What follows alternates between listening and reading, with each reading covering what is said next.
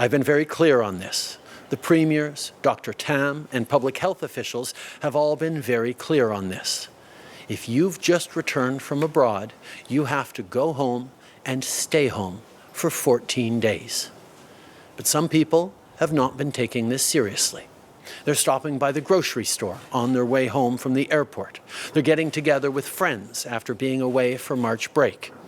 This kind of conduct is not just disappointing, it's dangerous. So now, a 14-day quarantine will be mandatory for all Canadians returning home from abroad. We are implementing the Quarantine Act to keep all Canadians safe. If you do not comply with these instructions, you could face serious fines and even prison time.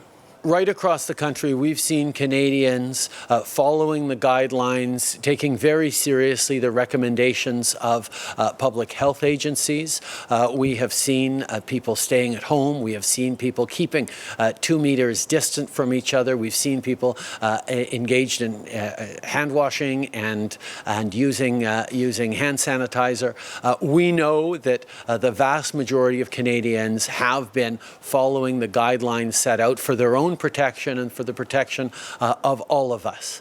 Unfortunately, there are a number of people who have not been following the guidelines that are there for their protection, which is why we've had to take this next step of bringing in the Quarantine Act to ensure that Canadians who do not follow the instructions to self-quarantine for 14 days, self-isolate for 14 days immediately upon re-entering Canada, they will be facing fines and perhaps even jail time.